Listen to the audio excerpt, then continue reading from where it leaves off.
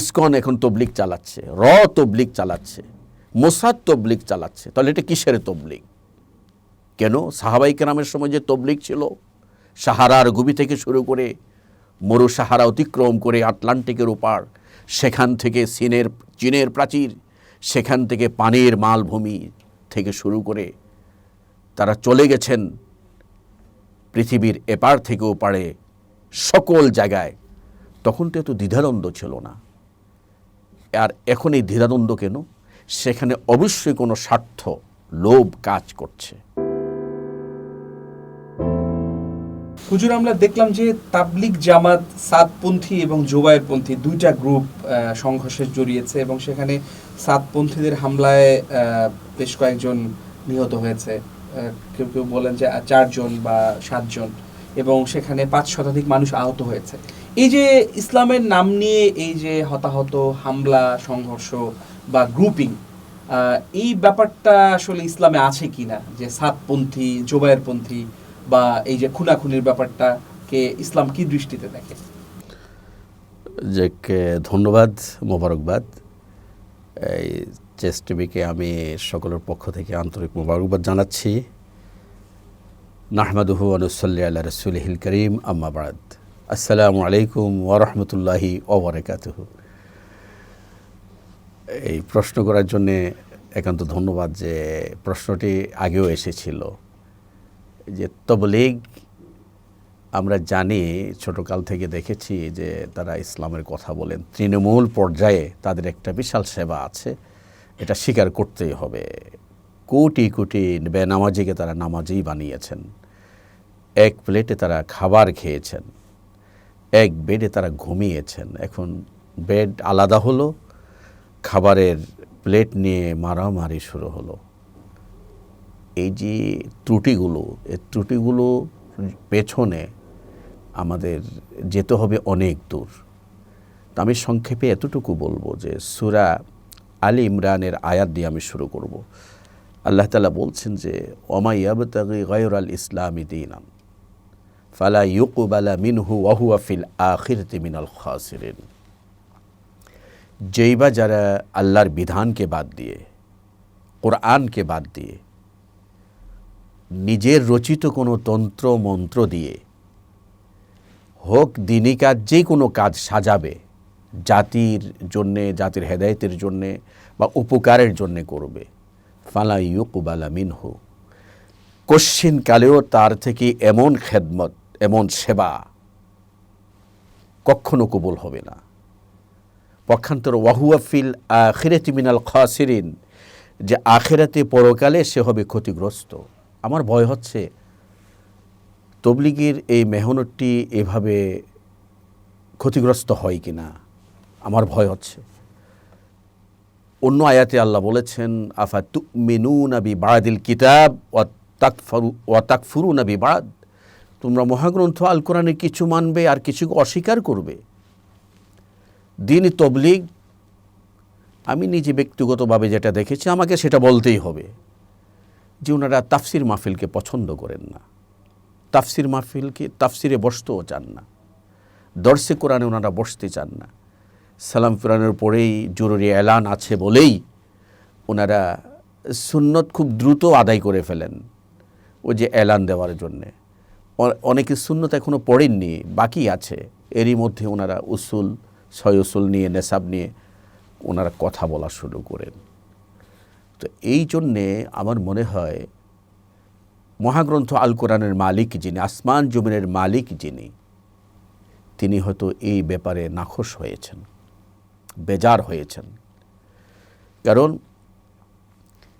যেই দিনই দাওয়াতে যে আমলে টক জাল মিষ্টি আছে, ওই আমলটা হলো আম্বিয়ে কেরামের আমল। আর যে আমলের মধ্যে শুধু মিষ্টি আছে, ওইটা হলো মুনাফিকদের আমল। এখন তবলিগের মিশনটা তৃণমূল পর্যায়ে যে কোটি কোটি মানুষ বেনামাজিকে নামাজি বানিয়েছে, এটা একটা ভালো দিক। কিন্তু তার চূড়ান্ত দিকটাই এসে যদি 2 গ্রুপ হয়ে যায়, যেমন বিশ্ব ইজতেমা, তাহলে 2 গ্রুপ হলে এটা ইজতেমা হলো কি করে? এটা তো অর্থের মধ্যে আসে না। এই ইজতেমা মানে একসাথ হওয়া, একসাথ হয়ে একটা সম্মিলন করা। এখন এটা দুই গ্রুপ হলে তো আর এটা ইজতেমার মধ্যে থাকছে না।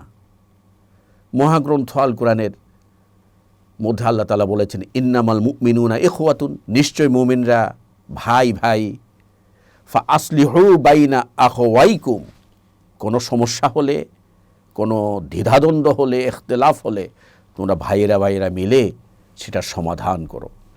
সমাধান করলে পরে কি হবে? এরপর ওয়াত্তাকুল্লাহ, একমাত্র আল্লাহকে ভয় করো।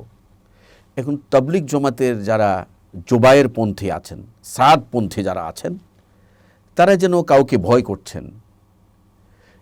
কেহ যেন মানে ভেতরে একটা রহস্যজনকভাবে একটা মাস্টার মাইন্ড আছে তাদের পেছনে। হ্যাঁ, আরে দ্বীনি তাবলিগ আলেমরা চালাবেন, মুফতিরা চালাবেন। দেওবন্দি আলেমদের মধ্যে, কওমি আলেমদের মধ্যে বড় বড় হাস্তি আছেন, মুফতি আছেন, আমরা দেখেছি। আমাদের ওস্তাদরাও তবলিগের আমির ছিলেন। আলেমরা সেটা পরিচালনা করবেন।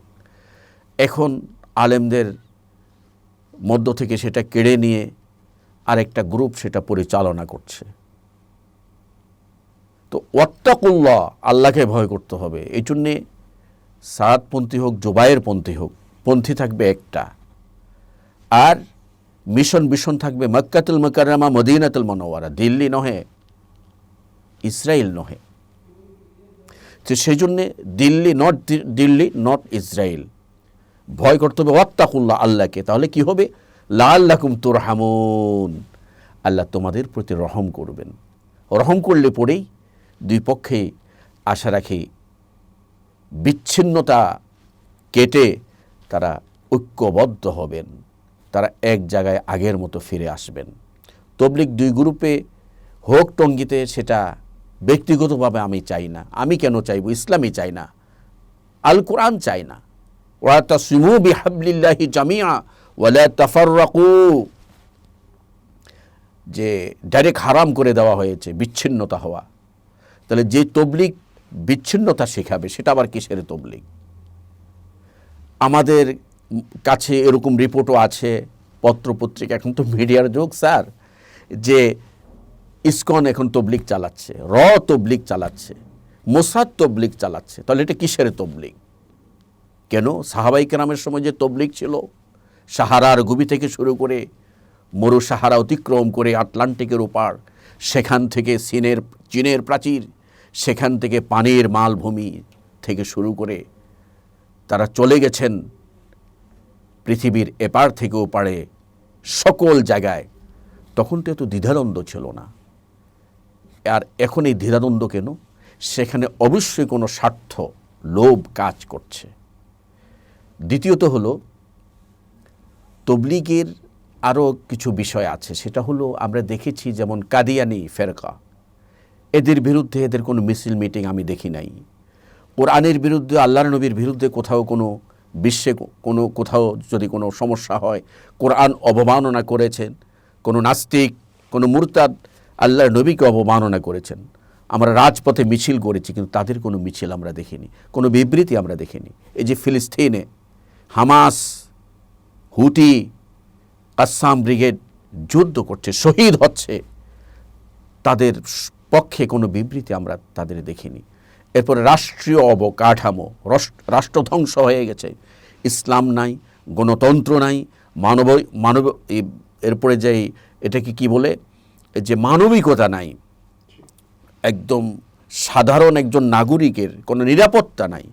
এই বিষয়ে গণহত্যা, এরপরে এরপর আবার আয়নাঘর, এই বিষয়গুলো, এরপরে বিলিয়ন ট্রিলিয়ন টাকা, আমার আপনার টাকা বিদেশে পাচার হয়েছে, এই নিয়ে কওমি উলামায়ে কেরাম সোচ্চার হয়েছেন, দেওবন্দি উলামায়ে কেরাম সোচ্চার হয়েছেন, জামাত ইসলাম সোচ্চার হয়েছেন, বিএনপি সোচ্চার হয়েছেন, কিন্তু তারা নীরব। তারা মসজিদের কোনায় বসে বসে কী ধরনের দিন এটা, আমার তো এটা বুঝে আসে না। হযরত ওমর রাদিয়াল্লাহু তাআলা থাকলে কি ব্যবস্থা তাদের বিরুদ্ধে নিতেন। তো আমার মনে হয় এখন সময় এসেছে যে চতুর্দিকে 5ই আগস্ট আমাদের ছাত্র জনতা যেভাবে ইসকনকে, আয়নাঘরকে নাস্তে নাবুদ করেছে, আয়নাঘরের যারা মাস্টার মাইন্ড ছিলেন তাদেরকে বিতাড়িত করেছে, তা আমার মনে হয় এই বিষয়টি যদি তারা দুই গ্রুপ ঐক্যবদ্ধ না হয়, আবার একই বেডে, একই বিছানায়, একই প্লেটে তারা ফিরে না আসে, তা আমার মনে হয়, আমার ব্যক্তিগত পরামর্শ হলো যে ছাত্র জনতার সেখানে একটা দায়িত্ব থাকবে যে ফেসিবাদ দূর করেছে, জালেম দূর করেছে, গুমরাহিয়াত দূর করেছে, তো তবলিগের ভেতরে যে করোনা ভাইরাস ঢুকেছে, ইসকনের ভাইরাস ঢুকেছে, রয়ের ভাইরাস ঢুকেছে, মোসাদের ভাইরাস ঢুকেছে, এটা বেচে বেচে তদন্ত করে এটাকে দূর করা, এটা আমার পরামর্শ থাকবে। আর উসুল ছেড়ে, তবলিগি নেসাব ছেড়ে সরাসরি মহাগ্রন্থ আল কোরআনকে ধরুক এবং টঙ্গীর ময়দানে 3 দিনের ইজতেমায় 3 দিন মহাগ্রন্থ আল কোরআনের তাফসির চলুক। এটা আমার মনে হয় মহাগ্রন্থ আল কোরআনের দাবি, হক্কানি ওলামায়ে কেরামের দাবি, তাওহীদি জনতার দাবি। আর তবলিগ তাদের আয়ের উৎস কি, কোত্থেকে তাদের টাকা আসে, কোথায় ব্যয় হয়, এদের ভাউচারগুলি, তাদের আয়ের উৎস ভাউচার, আয় ব্যয়, এটাও খতিয়ে দেখা উচিত। এদের ব্যাংক অ্যাকাউন্ট কোথায় আছে, কোন ব্যাংক থেকে তারা টাকা তোলে, কোন ব্যাংকে তাদের রিজার্ভ আছে, এটাও খতিয়ে দেখা উচিত। নট দিল্লি তবলিগের মূল মিশন হবে মক্কাতুল মুকাররমা, মদিনাতুল মুনাওয়ারা। তবলিগের মিশন হবে কোরআন and Sunnah, not Usul, not Tablighi নেসাব। ওনারা বেদাতের বিরুদ্ধে কথা বলেন, তাহলে এটাও তো একটা বেদাত, এটা অবশ্যই একটা বেদাত, নতুন কিছু সৃষ্টি করা। কারণ কালিমা, নামাজ, রোজা, হজ, যাকাত কোরআন সুন্নাহর আলোকে ইসলামের 5 বেনা, এখানে ওনারা আরেকটি যোগ করেছেন, এটা কোত্থেকে আনলেন ওনারা? তো এই জন্যে আজ এখন আর মুরব্বির কোনো দলিল চলবে না, এখানে দলিল চলবে কোরআন এবং হাদিসের, দলিল চলবে সাহাবাই কেরামের। এই জন্যে আপনার প্রশ্নের আলোকে আমি আহ্বান জানাবো, আমরা সকলকে শ্রদ্ধা করি। আর রক্ত নয়, রক্ত ঝরছে ফিলিস্তিনে, ইসরায়েল জড়াচ্ছে।